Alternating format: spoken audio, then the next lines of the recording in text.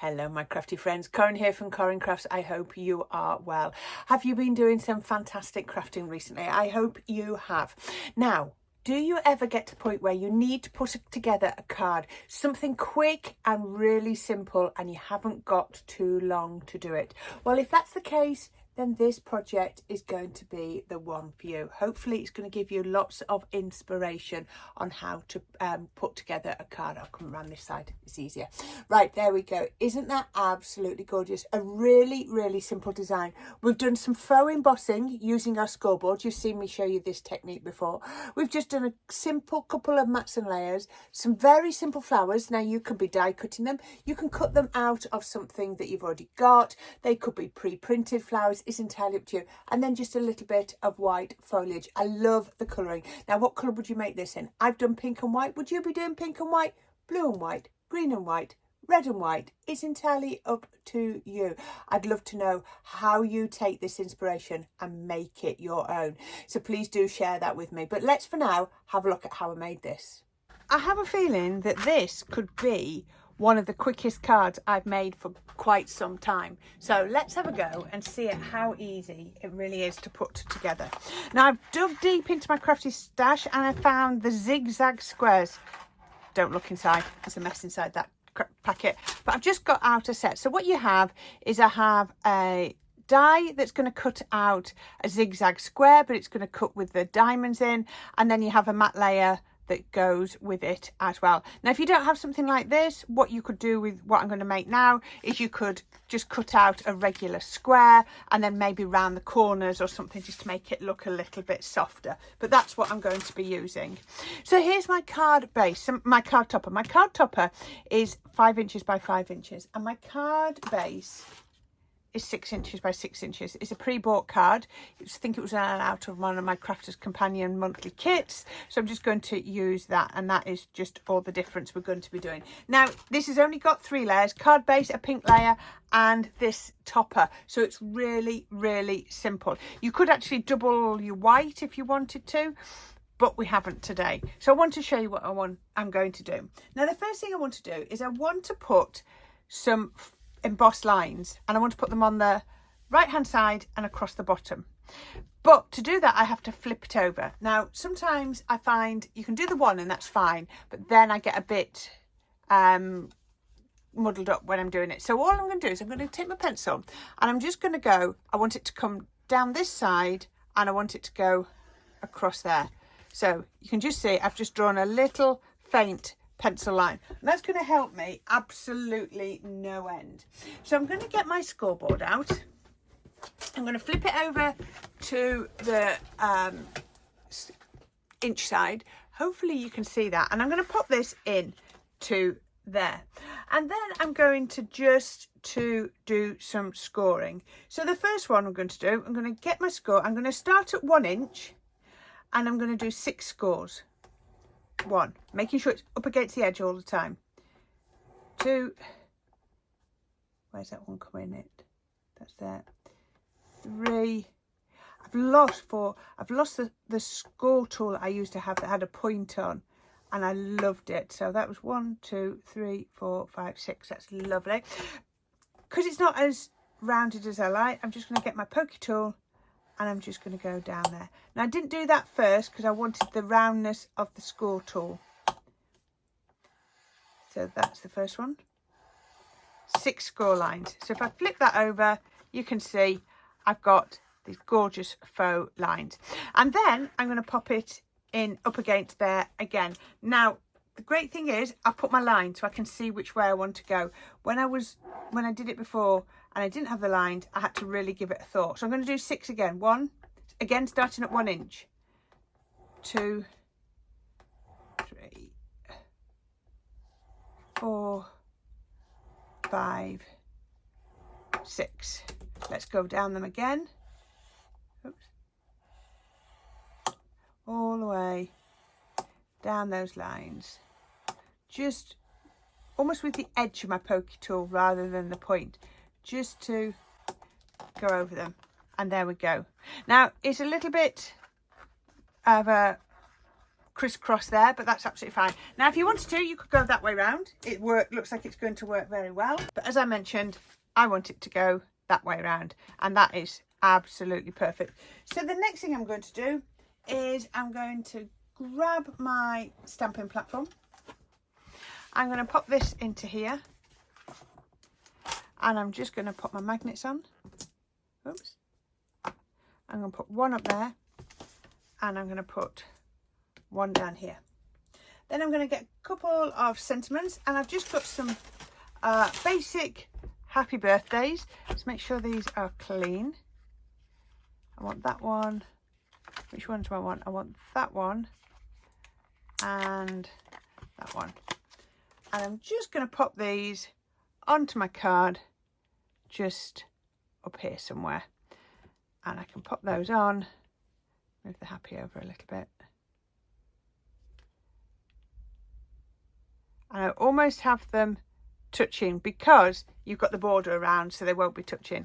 And then I'm going to pick those up, and then we can stamp onto there. Now I'm going to be using pumice. I didn't want black because everything else about this card is quite light, and I thought that would be good. Now if I had some of my a better stamp than this, ink pad than this, sorry, not stamp, it would be probably better, because these are water reactive, sorry. So they're not really the best for doing sentiments, but that's not too bad. I've done 3. I'm just going to do one more because I don't like the top of the eye. There we go, that'll do. However that looks, I've decided that'll do. Perfect. So let's slide that off. I've got that, and I love this. So I've got this faux emboss border. So, you know, you might have an embossing folder that could do that, but if you don't, we can still use that. And let's pop that onto our card base. So I've got my card base. As I said, it was a 6-inch pre-bought card, and then I just cut myself a square of pink. I've taken out the centre because I wanted to use it for one of my matte layers, so I just gave myself a 3/4 inch border. I like 3/4 of an inch. I just find it's a good one. It stops it you know, sort of being too flimsy, and then you also know that you're not got to worry about the edges being seen. So we can put that on. I could have got my card base a little bit smaller if I wanted to, but I just thought this works. There's no point cutting it down. It's a pre-made card. Then let's just go in with some foam tape. Let's put some foam tape on here. It's my Sticks to one, of course.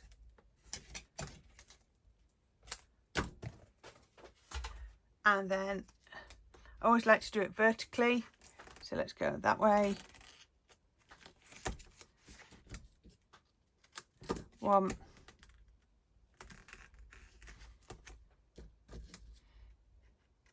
I think I've cut off a little bit more than I need. That's fine. I just stick it back onto the roll and it will be there for next time. Yeah, I have. I've got this bit left over, so I'll just stick it back round the roll, and then it'll work next time. There we go. So let's pop that onto the card base. That wasn't burnished down, I could see. Take the backs off. I don't know, I always like my first layer to be vertical. Just works for me. But you put them on how you want. You could put this on flat, you could put it on with foam pads. It's entirely up to you. So let's just put a little bit of wet glue on, and then we're going to double check the card base. Yep, it's still tenfold, and we could put it that way. If you want to, you could have put the embossed details over to the left, but I wanted them over to the right, something a little bit different. There we go. So as per usual, I think I might just put it underneath a little bit of a weight, and that can just be doing. So we need to make our card base, so our card topper, sorry. So as I mentioned, I've cut this one from my zigzag squares, and I've cut the detailed one in white, and I've cut the plain one in pink. So let's just pop those two together, just like that. And then there you go. Now, there is a right way and a wrong way. Oh, I've got that the right way around. This doesn't fit. If you turn it 90 degrees, it doesn't fit. So glad I got that the right way. There you go. Look at that. Doesn't that look pretty? And that's the same colourway then as my card base. So we can put that to one side. And then I'm going to bring in these two die sets. So I've got the charming floral and also the pretty foliage, and I need to cut them out of some white card. So let's just grab this. Now I'm only going to use the smallest die, I think, from this, and I'm going to pop that onto there. Then I could also cut. Now these are cut and emboss, and I'm going to just show you how that works. But first of all, let's do these separate. Right, let's do these separately. So let's just cut this one out. There we go. So I've got my die cutting machine and I need the wallet. You won't believe the stuff I have on my craft desk. There's so much. So I can put that in there. Now, this is going to cut it, but it's not going to cut. Well, it will cut all the way through, but I'm not going to force it to overly cut. So cut that through. There we go. And when I turn that over, now, it's cut the shape out there, but some of these haven't necessarily cut through very well, which is what I want. So I'm going to poke it out carefully. I can see some of them trying to come out, but I'm trying to leave the waste in the card. Now it might take quite a bit to poke those out, but this is going on my card and I don't want it to suddenly fall apart. So what I'm going to do is get a little bit of masking tape. Any old masking tape will do. Cut a piece off. And then I'm just going to cut little pieces of this. And I'm just going to pop it through there. And all that's going to do is it's going to stop those waste pieces from breaking, from falling out. Because I don't want them to fall out at a later date. So we can then just pop that on there. And you can do this with any die cut. Just take off the pressure so that it cuts but not all the way through. You'll always find the blade on a die around the outside is bigger or sharper than the blades on the inside. Don't know why, but it always seems to be. So even when you'll get the outside to cut quicker than you'll get the inside. Whether it's a pressure thing, I don't know, but it often happens. So, you know, you can see the outside of this is cut absolutely perfectly, but these bits have been a bit hit and miss. And there you go. You can't tell I've got that tape on the back. So then I want to cut some of my foliage. So I've got this one. Let's put this onto here. So, as I said, it's a cut and emboss, and we know it's an emboss because it's got these open squares. So I'm going to change out my die cutting machine. I'm going to bring in an oldie but goodie, my Spellbinders one. I love this die cutting machine because I get a variety of plates. I've got my cutting plate and my base plate. So let's cut this one. We put that onto the cutting plate and then put the base plate. Actually, what I need to do is take that down, otherwise it's going to move and I don't want that to happen. So let's cut that through, run that through. It's amazing, isn't it, how you revert back to things that always work. I love this. I've had this nearly 10 years and it still works. Right, now when it's cut that, you can see there's no definition on the back of there. So what I'm going to do is I'm going to swap out my cutting plate for an embossing plate and a rubber mat. I'm going to put that onto there. Make sure it's facing down, because what this rubber mat's going to do is it's going to push from underneath that cardstock up through the die, through those gaps in the die.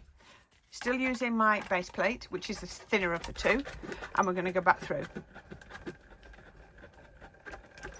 All the way through. Now I'm going to show you exactly the same view again. Oh, it's that way around. Oh, it's come out. It's come out the die. But when you look on the back now, you can see the deboss, because on the front, we've got this gorgeous emboss. Isn't that lovely? Really, really like that. And yeah, so if ever you find a die that's got open holes in, like this one, like those, like that, then all you need to do is run it through a die cutting machine with a rubber mat. Now, you might not have a small one like this. You might have to do it on your bigger one because you get a rubber mat with that. So that is what you're looking out for. And I've cut a few more of those out. I've cut those ones out, and I've also cut those ones out there. So we need to just, at the moment, there's not a lot of colour on the card. So I'm going to get a mat. I'm going to get my pink ink pad. And I'm going to get one of my little tiny daubers. I love these. I'm going to pop that on. I always keep them underneath with a little bit of Velcro. Sticks to. You want to go and get those from there. You only need the hook side. You don't need the loop. You only need the hook because the loop is effectively the back of your daubers. So then I'm going to just get some up, and then I'm just going to go round the edges, just picking up the pink, using up all that ink that's on the dauber, and then I can just drag it through the centre, but keeping it darkest on the outside.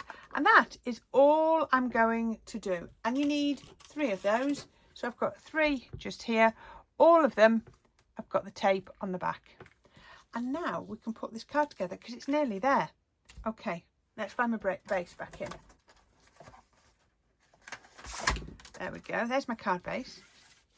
Then we have this one. So I'm going to pop that. I think I might use some of that foam tape that I accidentally cut off in error. That would work. So I'm going to take a piece and put it on. Right. I'll put this on and then I'll twizzle it round. And I'm going to put 3 on. 2. And my 3rd piece. Just like that. Now, do you remember? My tape is vertically, so this one we're going to put it horizontally. So 1, 2, oops, make sure it's pressed down, 3, and then we're going to put it over there. Try and make it quite even. I didn't need glue because I don't put glue on because I don't trust the adhesiveness of the foam tape. I only put the glue on to give me wiggle room, but I wasn't worried about wiggle room. I mean, isn't this a simple card? I love this in a much paler colour. So I'm going to get these. I don't need to shape them as such. I might just give them a little bit of a hand shape. I think I might get my 3D glue again, and then we're going to pop some glue behind here. And then we're just going to pop 3 of these onto here. This is such a simple card. 2, then let's do the 3rd one on, just like that. You could be using all sorts pre-made, you know, flowers that sort of print out, you know, like you get for your scrapbooking and stuff like that, and for your journaling, however you want to do it. Do like those. They are pretty, aren't they? Let's just go with that one. Try and get them fairly similar.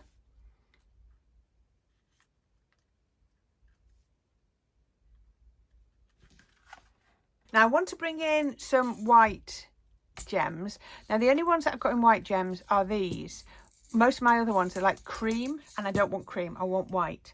So where do I want some gems? I want one on there. One there by the looks of it. And I want, let's do one down there. One up there. Let's see, is that enough? So let's just get some white gems out. 2, 3. Right, let's go with the pickup tool. I always say I have the right tools, but I never use them. So let's use the right tools today.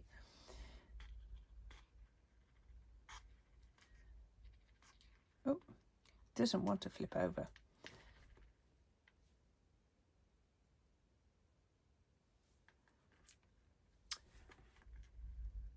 Why? What is wrong with these gems? That's it.